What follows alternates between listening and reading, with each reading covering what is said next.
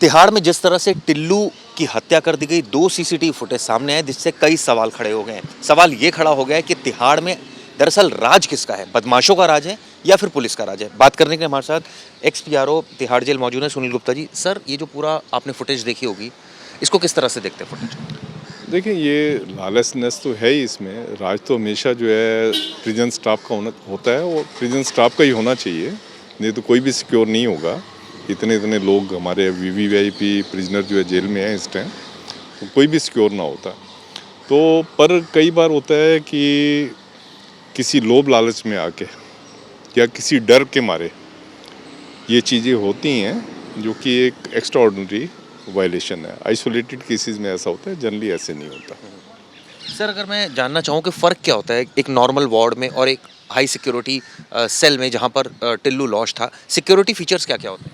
हाँ, जो high security ward जो होते हैं, जो हाई सिक्योरिटी सेल होती हैं, उसमें सीसीटीवी लगा होता है और उसमें कई सारे पुलिस वाले होते हैं। हमने कितने जो सर हम?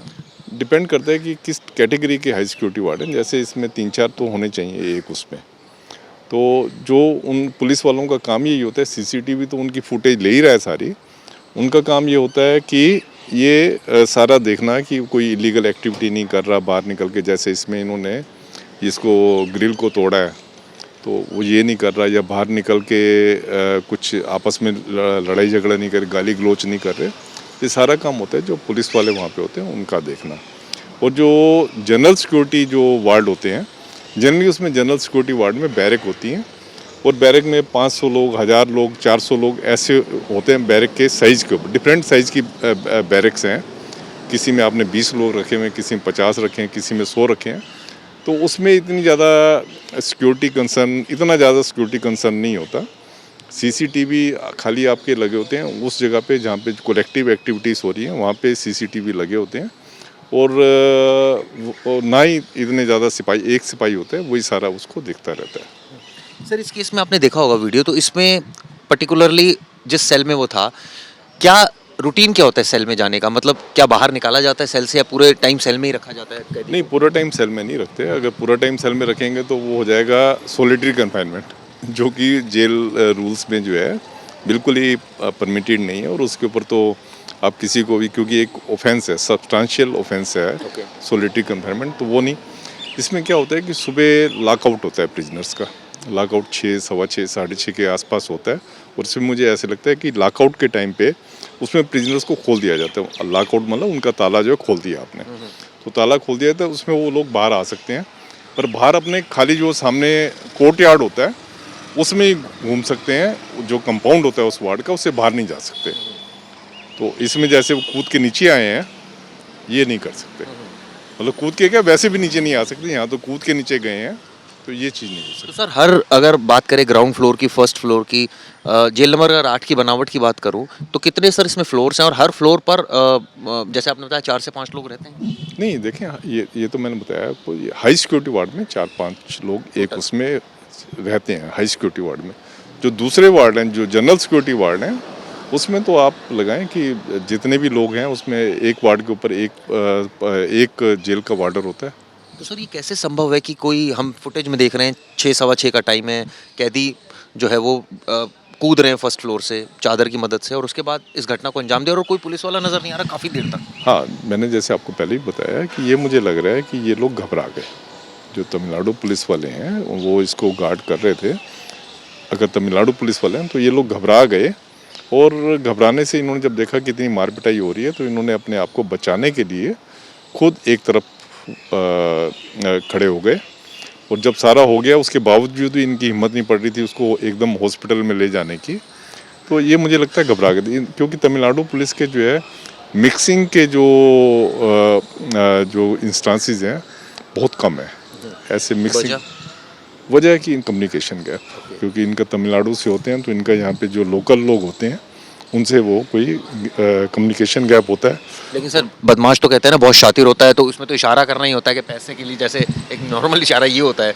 तो ये तो मतलब ये तो कहने वाली बात नहीं, जनरली क्या होता है कि तमिलनाडु पुलिस के इतने सारे लोग हैं, तो जनरली क्या होता है कि ये लोग चेंज होते रहते हैं।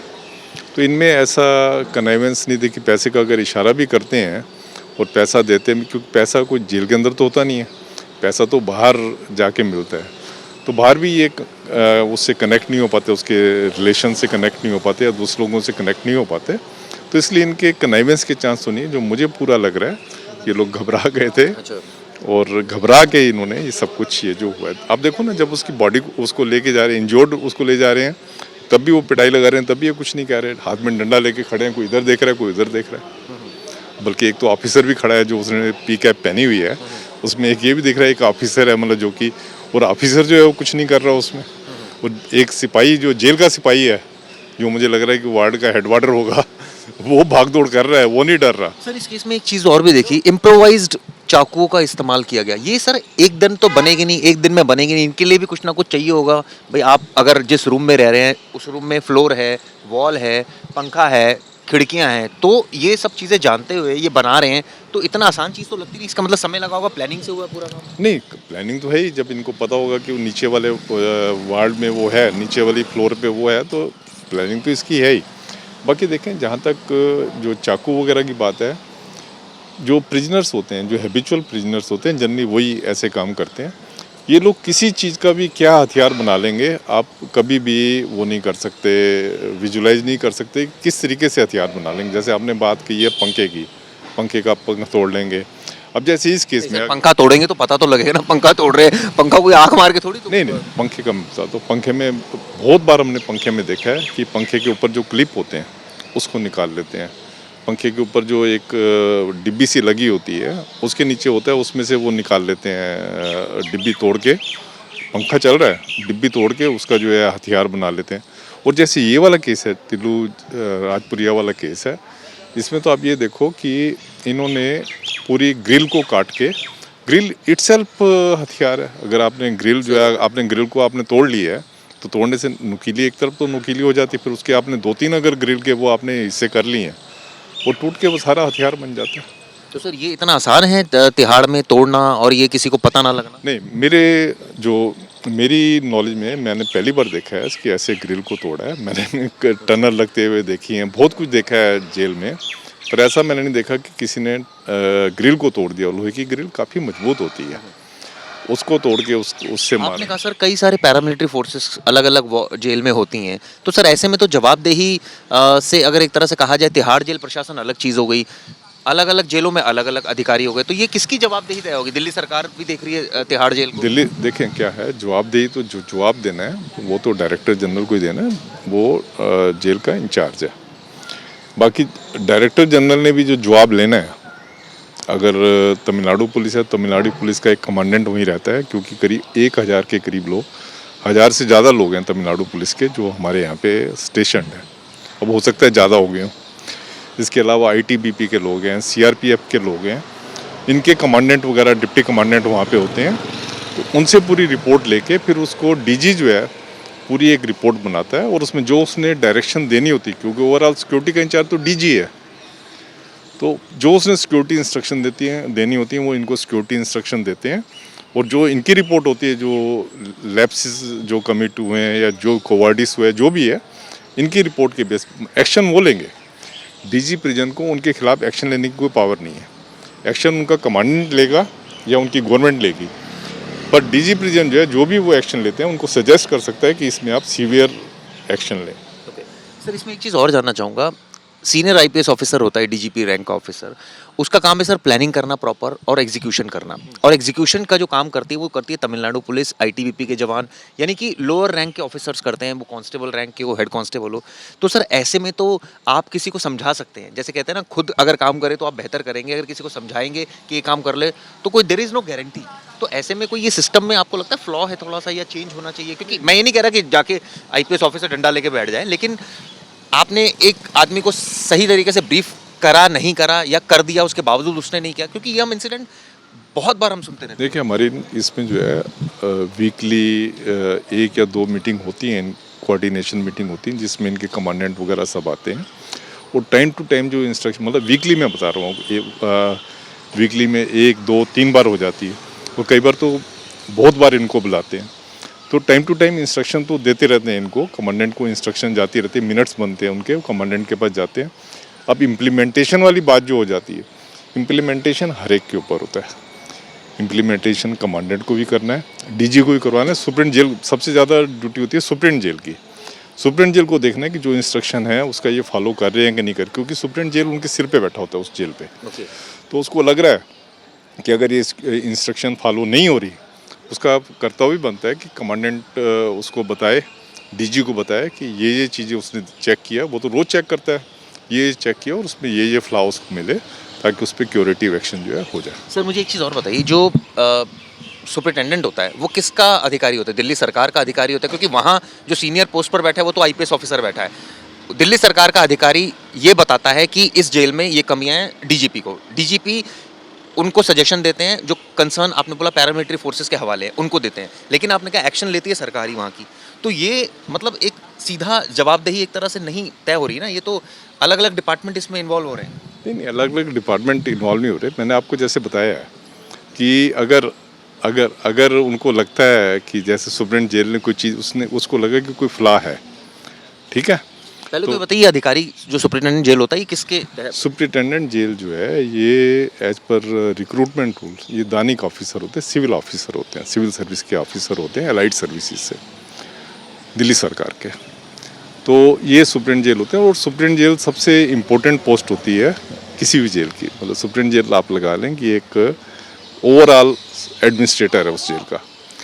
सपोज वो विजिट करने गया हाई सिक्योरिटी वार्ड में, उसने देखा कि तमिलनाडु पुलिस, सपोज एग्जांपल देके, तमिलनाडु पुलिस के जवान जो है आपस में बैठे गप्पे मार रहे थे, खड़े नहीं हुए थे, या ये जो भी उसने वो चीज़ देखी है, तो उसमें ये वाली चीज़ जो है वो उनको बताएगा, जो उसका कमांडेंट है ना उसको बताएगा कि ये वाली चीज़ मैंने की है, आप इनको जो है इंस्ट्रक्शन दो कि ऐसी चीज़ें ना करें। ठीक है। और साथ में उसकी कॉपी जो है डायरेक्टर जनरल को भी देगा, ठीक है ना, ठीक है। कि मैंने ये जो है लूप होल्स उसमें देखे हैं। ठीक है। सुप्रीम जेल का काम है खाली उसके एक इंस्पेक्टिंग ऑफिसर का। एक्शन जो उनके ऊपर लेना है, एक्शन जो है वो कमांडेंट लेगा या उनकी गवर्नमेंट लेगी। तमिलनाडु पुलिस मान लीजिए डीजीपी लिख कर देते हैं कि इनके खिलाफ एक्शन लो, हाँ, तो तो क्या वो एक्शन बाध्य होता है है। बाध्य है वो लेने हाँ के लिए? हाँ, जनरली वो लेते हैं।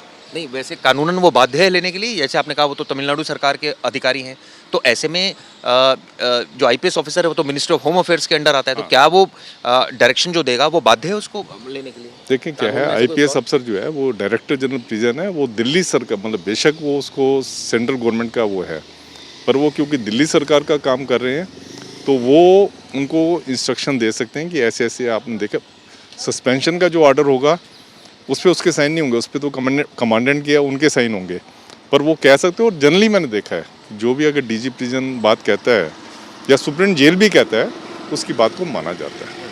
सर इसमें एक और मैं जानना चाहूँगा, तिहाड़ में 9 जेल हैं, जैसे जिसमें एक महिला जेल भी है, 2 महिला जेल आई थिंक। एक महिला जेल है तिहाड़ में। हाँ, तो सर ये अलग अलग, जैसे आपने बताया कि दिल्ली सरकार के लोग भी हैं, इसका जो पूरा बजट होता है वो सर कौन देता है? दिल्ली सरकार ही देती है बजट, सारा काम होता है, या फिर वो सेंट्रल गवर्नमेंट? नहीं, बजट जो है दिल्ली सरकार देती है। और जैसे ये पैरामिलिट्री फोर्सेज हैं, इनका बजट जो है, इनका बजट जहाँ तक मेरी नॉलेज है कुछ सेंट्रल गवर्नमेंट से आता है और वो दिल्ली सरकार के डिस्पोजल पे होता है, दिल्ली सरकार आगे इनकी पेमेंट करती है।